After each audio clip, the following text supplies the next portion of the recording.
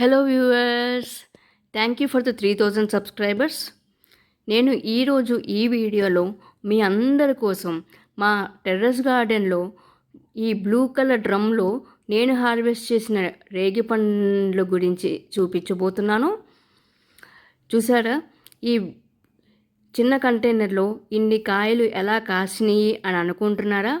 ఇంట్లో ఉండే వస్తువులతో నేను ఈ మొక్కలకి ఎలా పౌష్టిక ఆహారం నేను అందించానో నెక్స్ట్ వీడియోలో నేను మీకు తప్పక చూపిస్తాను.